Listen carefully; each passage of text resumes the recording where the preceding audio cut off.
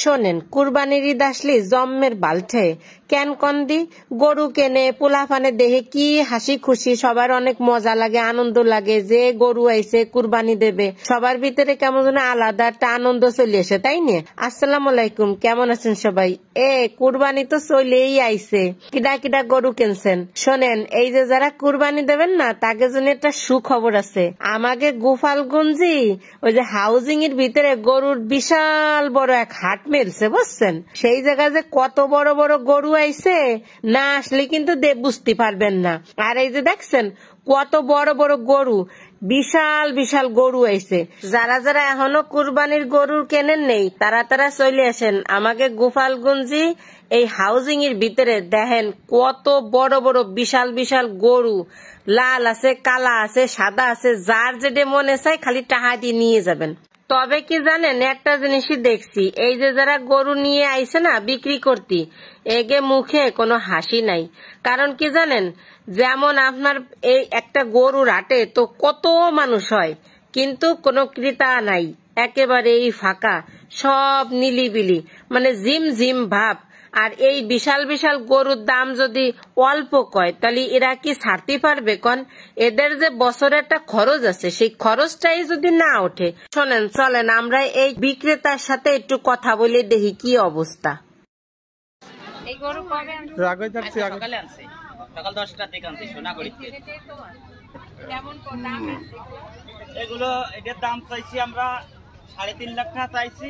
এখন পর্যন্ত দাম বলছে কেউ, ক্রেতারা বলতেছে 2 লাখ, 2,20,000 এরকমেরই বলতেছে। তা আমাকে প্রাপ্য যে টাকাটা আমরা যে 1 বছর বা 2-1.5 বছর ধরে পালি, সেরকম আমরা দাম পাচ্ছি না। দামই বলতেছে সব। এবার বাজারে কি দাম খুবই কম? আপনার কি মনে হয় যে আগে থেকে ক্রেতারা কি কমে গেছে? ক্রেতা কমে গেছে, কাস্টমার নাই।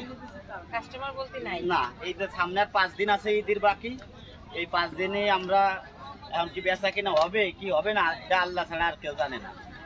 আর আমরা দাম ঠিক মতো আমাকে কেউ করছে না। এই গরুটার দাম প্রায় 2 লাখ, এই যে এইটার দাম প্রায় 2 লাখ। এই গরুটায় গোশ আছে প্রায়, মাংস আছে প্রায় 10 মণ, এটাই আছে 10 মণ, ওইটাই আছে 11 মণ। মন হিসেব করে যদিও বেচা হয় তাও আমরা ছাড়িয়ে দেবো, যদি একটু লস হয় তার চাইতে অনেক কম হয় দাম। আমরা আজকে গোপালগঞ্জ গরু হাটে আসছি।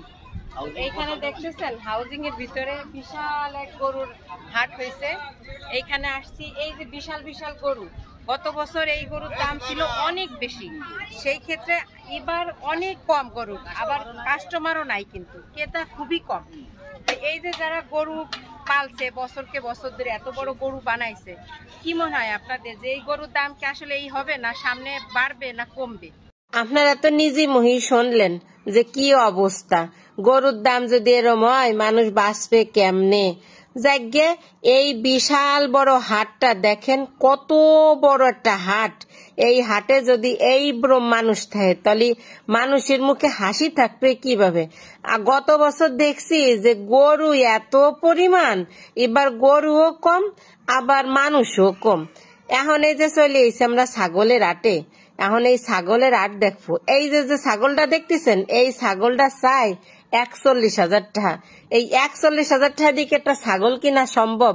যাদের আছে তারা পারবে, যাদের নাই তারা পারবে না। ঠিক আছে, কয় কেজি গোশ হবে আর কয় কেজি মানুষ কি করবে আমি বুঝে উঠতে পারি না, আমার মাথাই নষ্ট। যাই হোক, মাথা নষ্ট হয়ে এই যে চলে এসে এখন এই হাটের ভিতরেই আমরা রস খাতি। এখন কুশরীর রস খাবো আর মাথাটা একটু ঠান্ডা হবো। বাজারে এসে মাথা গেছে গরম হয়ে, বুঝছেন? যাকে আমার মাথা গরমের লাভ নাই, আমি এই কুশরের রস খাইয়ে মাথাটার এই গরমের ভিতরে ঠান্ডা হরি। শোনেন, আমার ভিডিওটা আপনাদের কাছে কেমন লাগছে অবশ্যই সবাই কমেন্ট করে জানাবেন। আর যদি ভালো লাগে লাইক কমেন্ট শেয়ার দিয়ে পাশে থাকবেন। আর যারা যারা গরু কিনতে চাচ্ছেন তারা কিন্তু এই যে গোপালগঞ্জের এই হাউজিং এর ভিতরে চলে আসেন গরু কিনতে, বুঝছেন?